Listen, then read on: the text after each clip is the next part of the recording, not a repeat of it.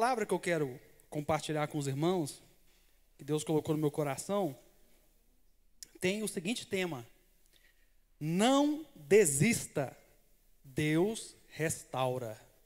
Amém? Grave esse tema. Não desista, Deus restaura. O texto bíblico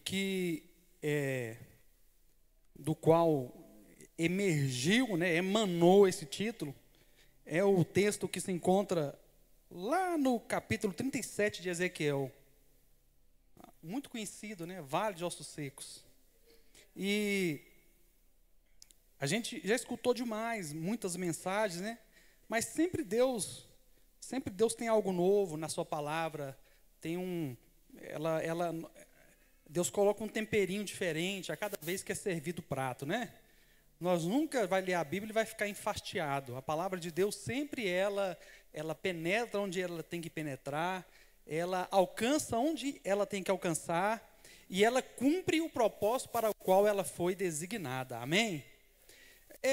Vamos ler o texto, porque nós precisamos tomar pé aqui do contexto, Então é um pouquinho longo, peço a paciência dos irmãos, mas é essencial a gente ler as Escrituras, ver aqui as entrelinhas do texto aqui. Diz assim, Ezequiel 37, a mão do Senhor estava sobre mim, e por seu espírito ele levou a um vale cheio de ossos. Ele me levou de um lado para o outro, e pude ver que era enorme o número de ossos no vale, e que os ossos estavam muito secos. Ele me perguntou, filho do homem, esses ossos poderão tornar a viver? Eu respondi, ó soberano Senhor, só tu sabes. Então ele me disse, profetize a esses ossos e diga-lhes, ossos secos, ouçam a palavra do Senhor. Assim diz o soberano Senhor a estes ossos, farei um espírito entrar em vocês e vocês terão vida.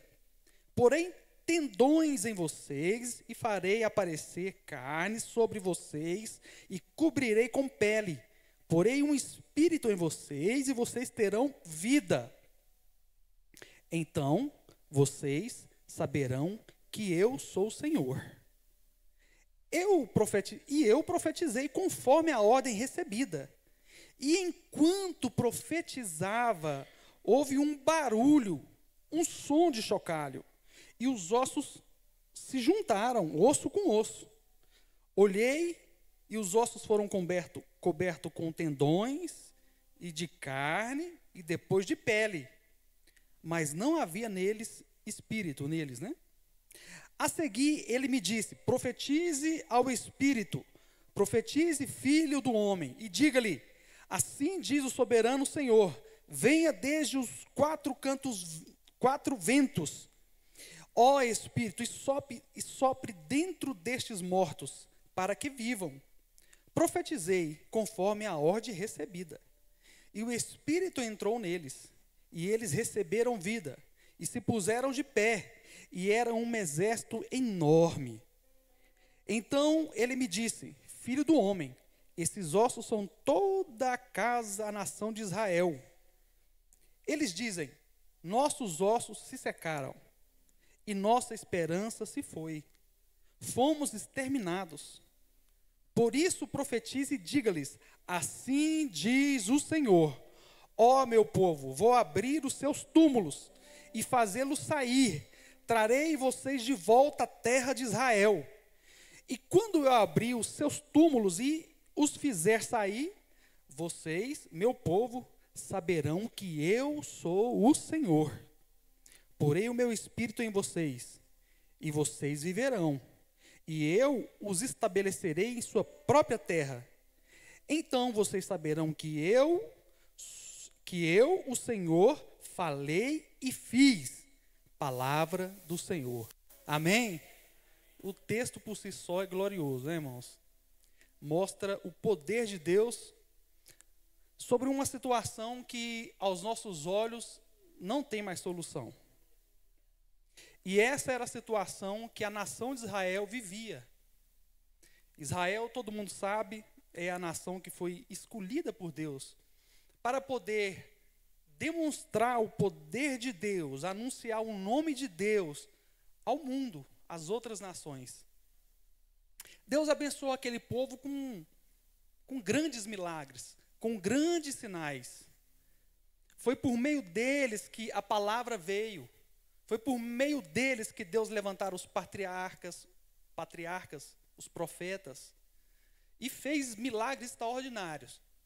Apesar disso, desse povo ter experimentado milagres e ter visto a mão poderosa de Deus agir de maneira tremenda em favor deles, aquele povo foi se distanciando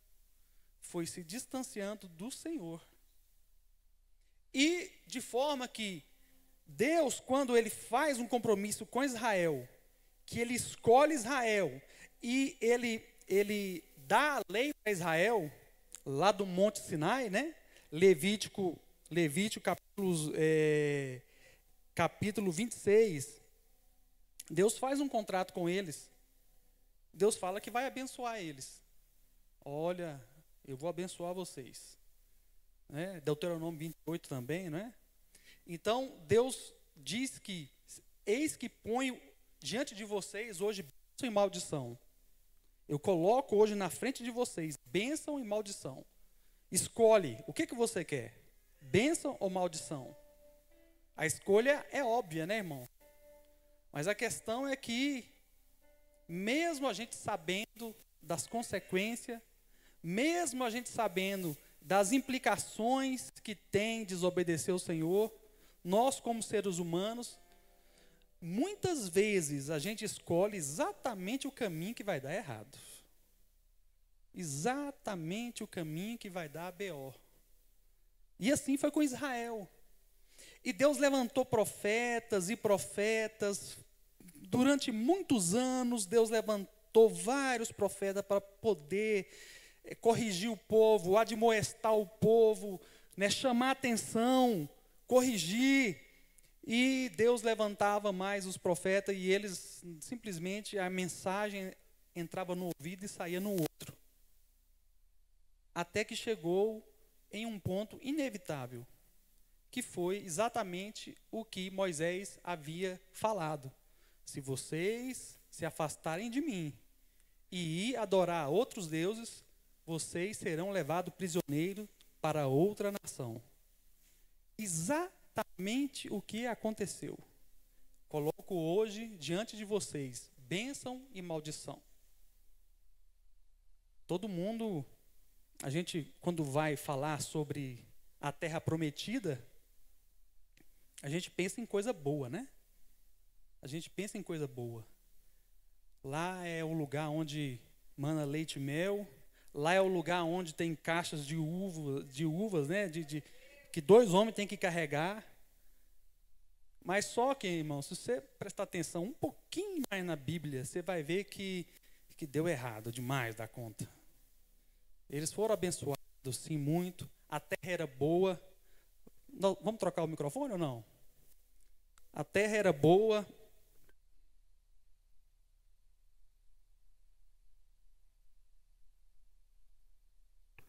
Tudo o que Deus prometeu, de fato, tinha na terra.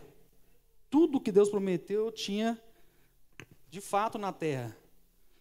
Só que, se depender somente da fidelidade do ser humano, a conta nunca vai fechar. A conta nunca fecha. Porque a gente está sempre pisando na bola, seja de qual forma for. Tem uns que pisam numa bola muito grande, né? Tem outras bolinhas, né? De gude, né? Se você pisar na bola grande, irmão, aí dá ruim, quebra a perna, não vai prestar. O fato é que a nação agora de Israel se encontrava exatamente como os profetas haviam profetizado. Encontrava-se no cativeiro, aprisionado. Estavam lá aprisionados, longe da nação. Os irmãos sabem o que o templo significava. né? Quando constrói o templo, a glória de Deus desce sobre o templo. A arca de Deus ficava dentro do templo. Na cabeça do judeu, na cabeça de um israelita, o lugar aonde tinha a glória de Deus, o lugar mais especial da terra, era no templo em Jerusalém. Primeiro a cidade, Jerusalém. Depois o templo, né? Por último, que eu quero dizer. O templo era o lugar onde Deus se manifestava. Só que quando o rei da Babilônia, o Império Babilônia, invade Israel, eles vão lá e acabam com tudo. Acaba com tudo. Acaba com tudo. Destrói a cidade, queima a cidade, destrói o templo, queima o templo, tira aqueles tesouros que tinha dentro do templo, que eram utensílios para poder ofertar culto ao Senhor, eles são levados. E todo o povo é retirado também da nação e levado, né? A maioria. Agora, veja bem, o que representa isso na cabeça do povo? Uai, se esse pessoal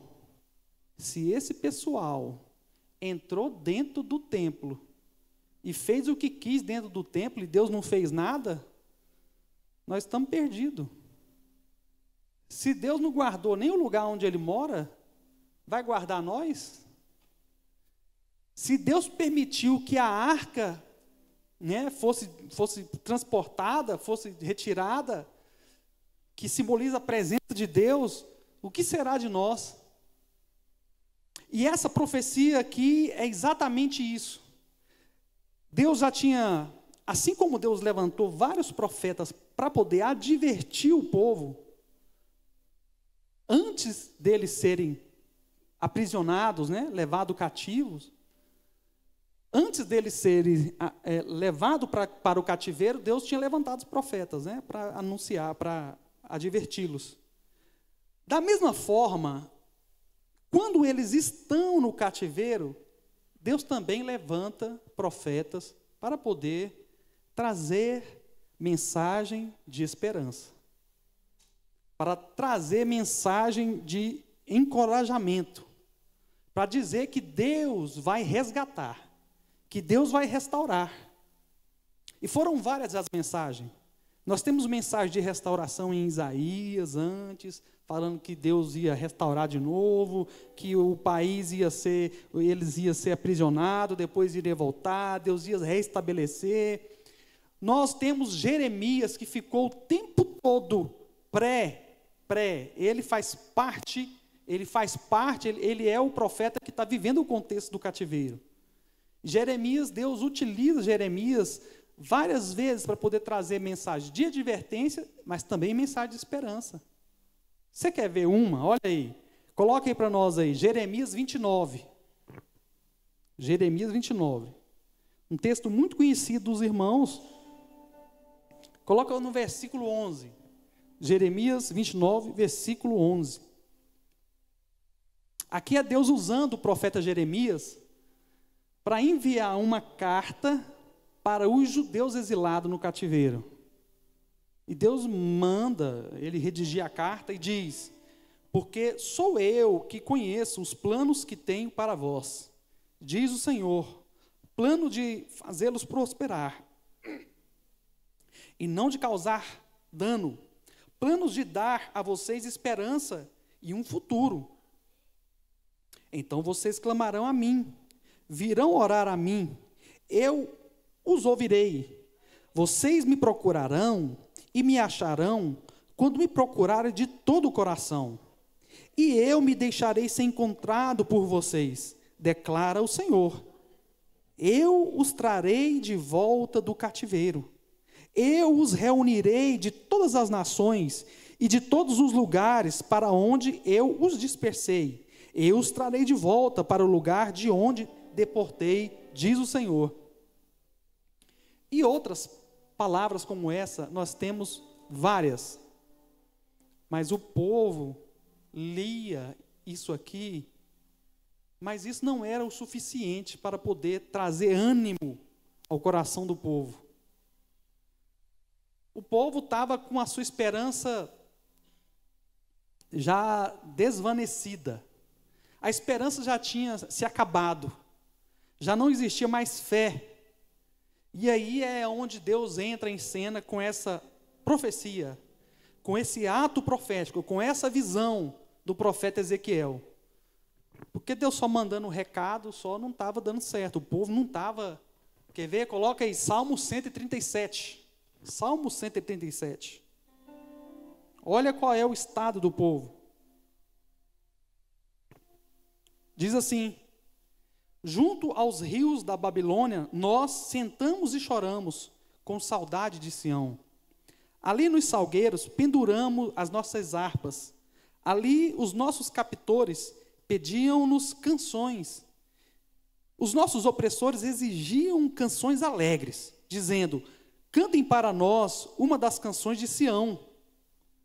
Olha a resposta dele: como poderíamos cantar as canções do Senhor numa terra estrangeira? Na própria visão aqui, eles dizem assim: os nossos ossos se secaram e a nossa esperança se foi. Fomos exterminados.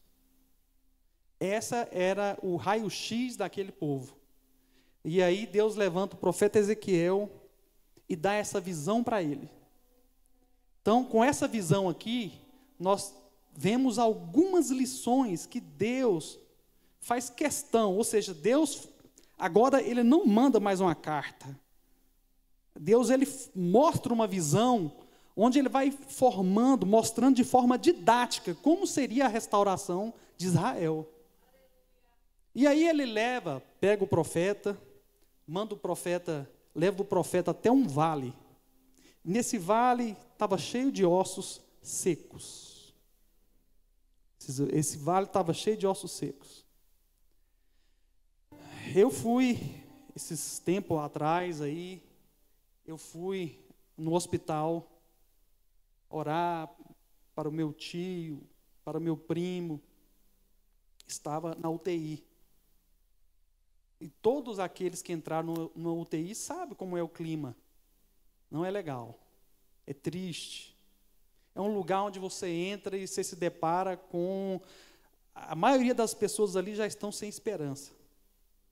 Eu cheguei lá para orar e vi aquele clima todinho.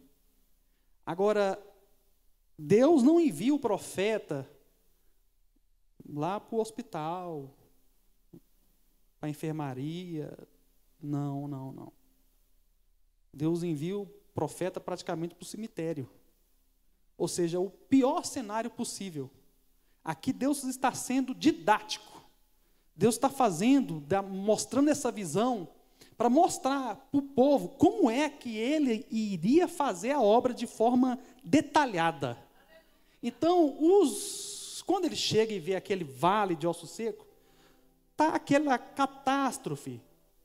Se na UTI é ruim, se no cemitério é ruim, irmão, no vale onde os ossos já estão secos, não resta mais nada.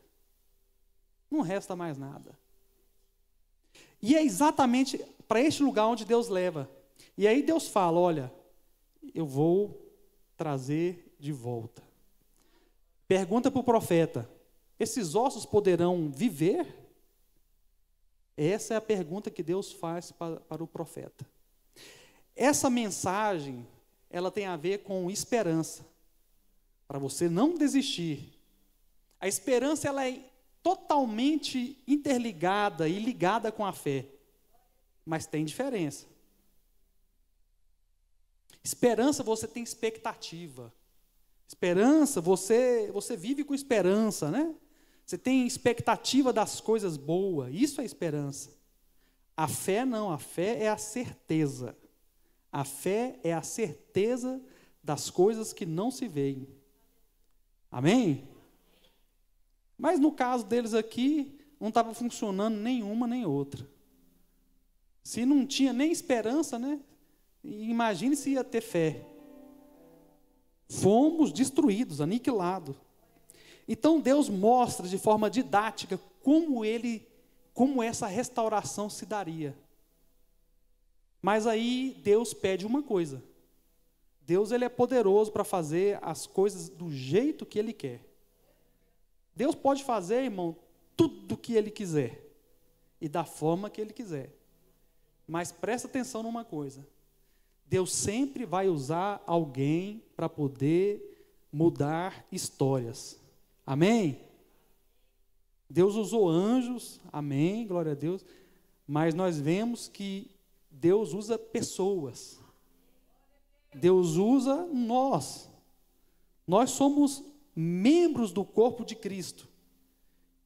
E o Espírito Santo diz que, a Bíblia diz que o Espírito Santo, Deus deu dons do Espírito para cada membro, de forma que cada membro do corpo tem um dom que tem a finalidade de servir o outro membro, e assim o corpo todo é ajustado, o corpo todo vai se edificando um ao outro, vai ajudando um ao outro, mas todo membro tem uma função no corpo, e Deus chamou você para poder desempenhar a sua função, a sua vocação, o seu chamado, o seu propósito. Deus não chamou você para poder vir cá, assistir culto. Era isso que o pessoal fazia. O pessoal de Israel só ia lá na casa, no templo, para oferecer sacrifício, uma coisa formal, a devoção e a piedade tinha acabado, e foram tocando a vida desse jeito. Mas Deus não te chamou para isso. Deus te chamou para você ser servo de Deus. Deus nos chamou com uma santa vocação. Deus nos chamou para ser embaixador do reino. Amém? O que ocorre?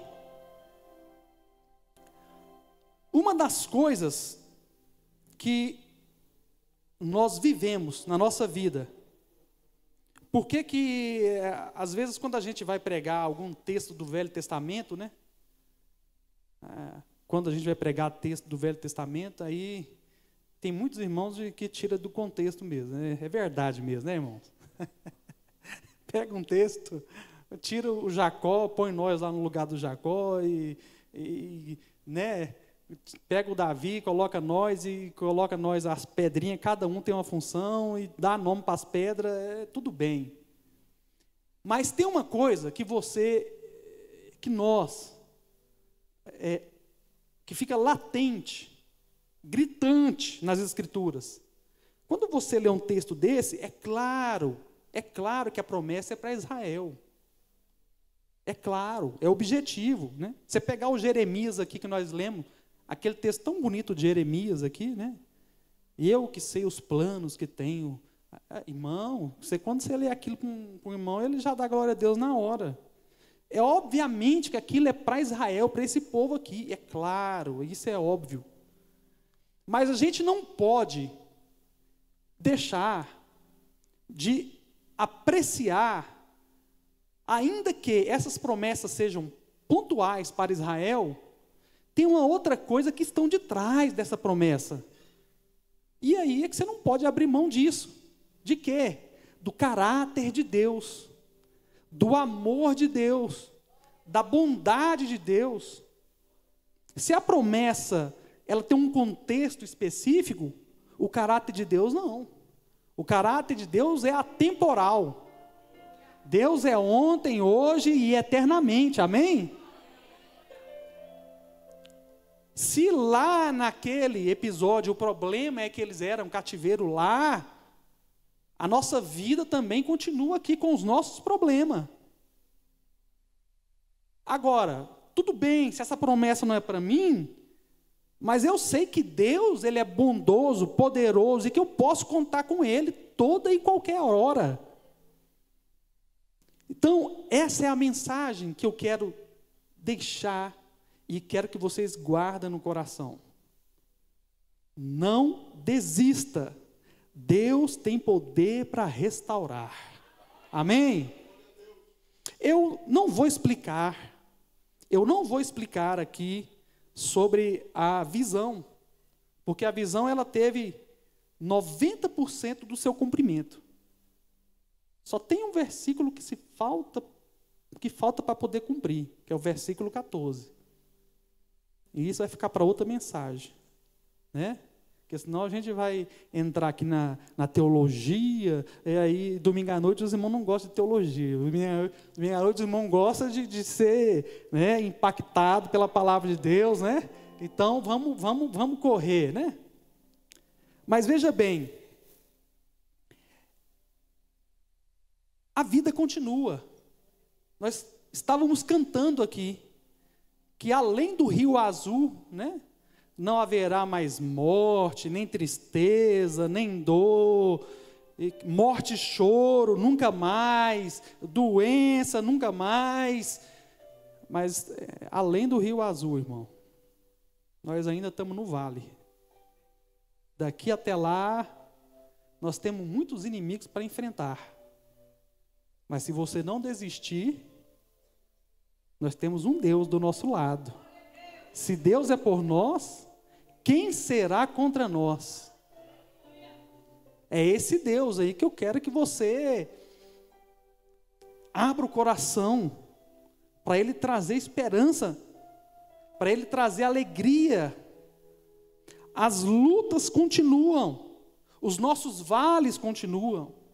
O vale é sempre um lugar de batalha. Vale é lugar de batalha. Aqui, esse vale aqui deu ruim. Ossos secos. Por causa da desobediência do povo. E isso não foi de um dia para a noite. Anos e anos, gerações e gerações. Deus sendo longânimo, Deus sendo misericordioso. Né? A palavra de Deus diz que a paciência de Deus, ela quer, que Deus é paciente visando, né, o arrependimento das pessoas. A primeira coisa que eu faço, que eu quero aqui que você reflita nesta noite. Quer esperar chegar no vale para poder ter o coraçãozinho reaquecido? Acho que não precisa chegar lá. Não precisa chegar lá. A Bíblia, a palavra de Deus, Deus, quando Ele nos salva, Ele nos dá todas as ferramentas necessárias para podermos estar preparados para o dia mau. Paulo diz que a nossa luta não é contra carne ou sangue, mas contra os principados e potestades. E aí ele manda a gente fortalecer no Senhor e na força do seu poder. Ele manda nós revestirmos das armaduras espirituais. Para quê? Para poder suportar o dia mau. Então, o dia mau é inevitável. O dia mau vem. O dia mau vem. Mas se você estiver preparado, alinhado com Deus, alinhado com a palavra de Deus, você vai passar, irmão, lutando e vencendo. É o corinho aqui que nós cantamos, né? O exército de Deus, né? Avante vai. Já posso escutar o exército de Deus, né? Marchando sobre a terra. Como é que você quer escolher a toada que você vai caminhar, hein? Como é que você vai daqui até além do Rio Azul? Como é que você quer caminhar? Essa é uma reflexão válida para que nós não venhamos a distanciar e jamais perder o temor, o fervor, sabe? A sede, a paixão pela presença de Deus. Eu quero aqui convidar os irmãos para poder fazer uma reflexão. Aqui Deus, quando Deus vai dar essa visão aqui para o profeta, Ele manda o profeta ficar de pé, né? Ele manda o profeta andar de um lado para o outro.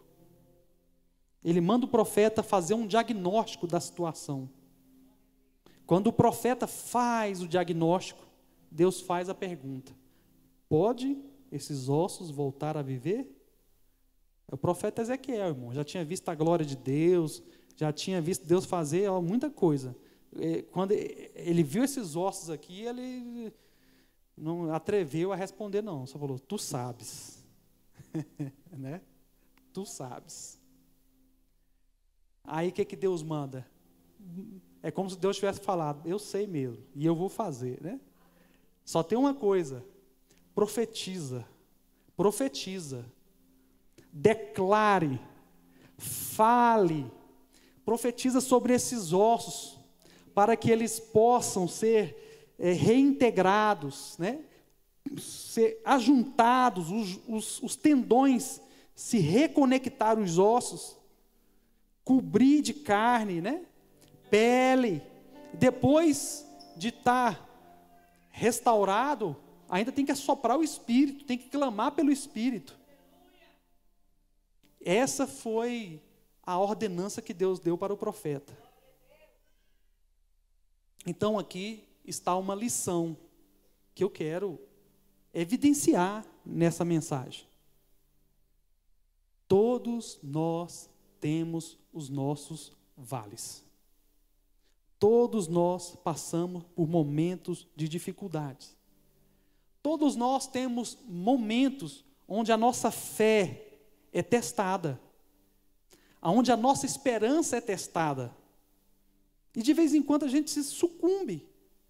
De vez em quando a gente fraqueja. De vez em quando a gente duvida. E aí, o que fazer?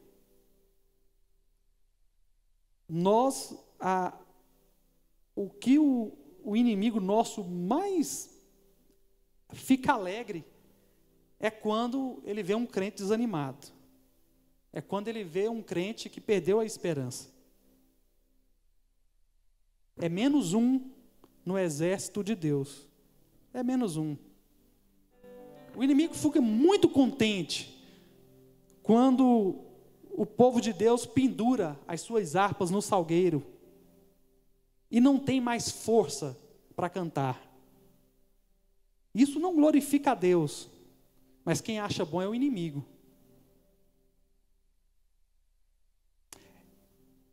Eu quero, nessa noite, que você se conecte a esse texto, se conecte ao Espírito Santo.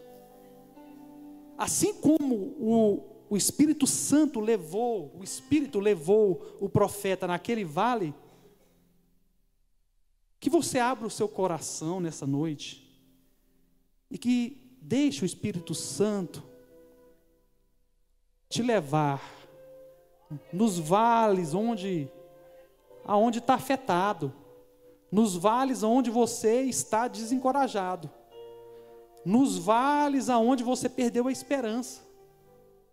Isso é necessário, isso é didático.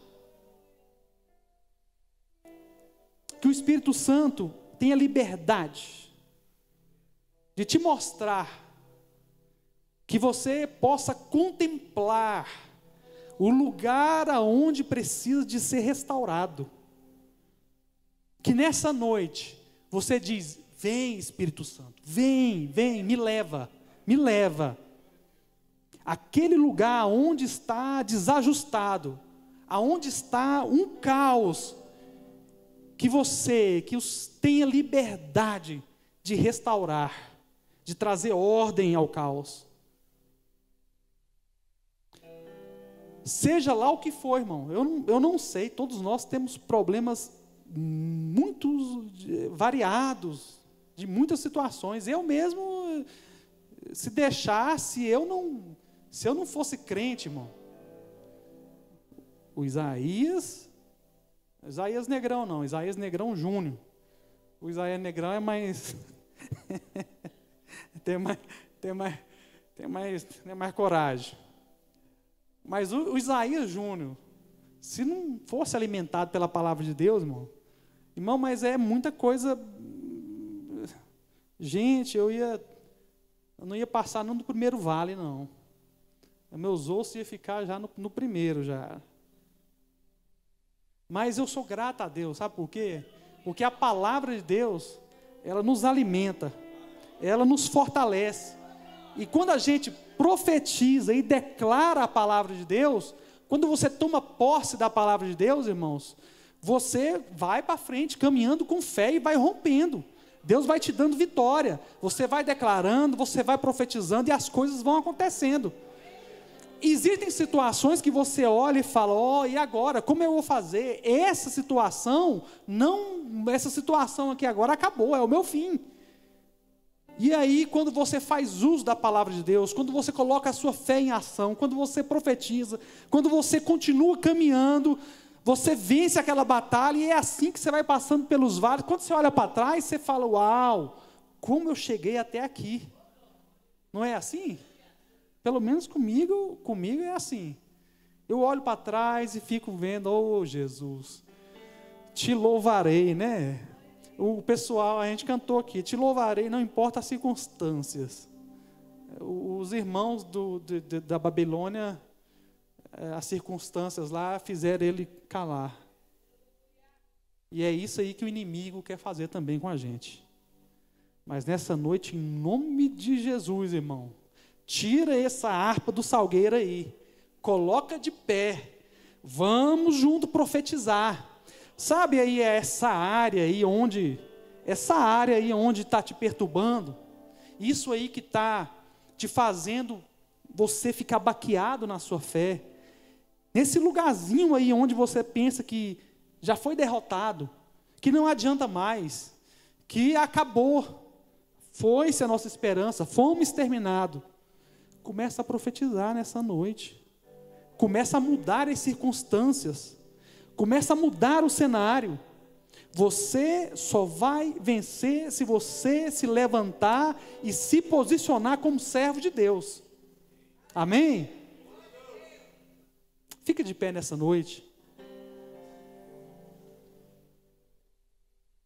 Deixa o Espírito Santo pegar na sua mão, te levar, te mostrar as áreas da sua vida onde aparentemente a vida acabou, aparentemente aos olhos humanos, hora que você faz o diagnóstico, hora que você olha e que você examina na sua mente, na sua cabeça, a resposta mais óbvia que tem é: acabou. Aqui não tem mais jeito. Deus é especialista em causas impossíveis. Amém? O vale, por mais tenebroso que seja, o vale, por mais terrível que seja, para nós é motivo de nós ficarmos apreensivos, mas para Deus é a oportunidade de fazer um grande milagre. É o que ele diz aqui, eu falei e fiz, palavra do Senhor, e vocês saberão que eu sou o Senhor. O que eu estou aqui para falar nessa noite aqui, sabe, irmão, Deus, obviamente que Deus, Ele é maravilhoso. Deus, Ele cuida de nós nos mínimos detalhes. No dia a dia nós somos surpreendidos com muitos brindes de Deus aí. Coisas pequenas, detalhezinhos que às vezes passam despercebido por nós, mas por Deus não. Deus está sempre nos presenteando com grandes coisas, mas com coisas também pequenas. Porém, o objetivo maior de você se levantar e se posicionar é para que a glória de Deus seja manifestada na sua vida. E aonde Israel falhou, nós não venhamos falhar. Que nós possamos ser canais de bênção, para Deus derramar sobre nós o Espírito, para Deus derramar sobre nós as bênçãos do céu, para nós sermos canais de bênção, para que rios de água viva possam fluir do nosso interior e alcançar as pessoas, contagiar as pessoas que estão ao nosso redor. Foi para isso que Deus nos chamou, foi para cantar, foi para tocar as harpas, foi para anunciar as grandezas do reino. Então, em nome de Jesus hoje, deixa Deus reavivar, restaurar a sua vida por completo. E tudo aquilo que está, irmão, sabe, que está fracassando, que está sendo motivo de chacota, tudo aquilo que está sendo motivo de tristeza, tudo aquilo que está sendo motivo de roubar, drenar a sua esperança, hoje, em nome de Jesus, comece a profetizar, a declarar a palavra sobre esse problema, e mandar esses ossos secos se levantar. Manda, vai lá, irmão, começa a passear em cima, e fala e ora. Espírito Santo de Deus, assopra, traz vida para este lugar, traz vida para o meu coração, traz vida para este problema, traz restauração para essa questão que eu não tenho capacidade, mas o Senhor tem. Amém? Deus nos chamou para sermos vitoriosos, e nós não vamos abrir mão disso. Nós não vamos retroceder. Se Deus é por nós, quem será contra nós? Que Deus nessa noite possa fortalecer o seu coração, trazer vida para todas as áreas que estão mortas. Que o Espírito Santo tenha liberdade de assoprar, de ir fazendo um milagre, de ir reconectando o que está em desordem. Tudo aquilo que está em desordem, irmãos, é somente pela palavra do Senhor, Ele é capaz de colocar em ordem. Ele diz, faz e pronto, acabou. Amém? Coloca agora essa causa, a sua vida, mais do que qualquer coisa material, que traz muita preocupação para nós, né? As coisas materiais, o amanhã, enfim, a Bíblia diz que é para a gente não ficar preocupado, mas a gente preocupa assim, mesmo assim ainda. Mas fora isso, irmão, a gente não pode mais ficar, sabe, se conformar com a vida vazia. Eu quero pedir que deixe o Espírito Santo trazer vida, unção, alegria, poder do céu, sabe, para que você, onde você passar, as pessoas possam sentir o perfume de Cristo. Onde você passar, você possa evidenciar a glória de Deus. Amém? A bênção de Deus é completa, e nós não vamos abrir de nenhuma mão de nenhuma delas. Amém?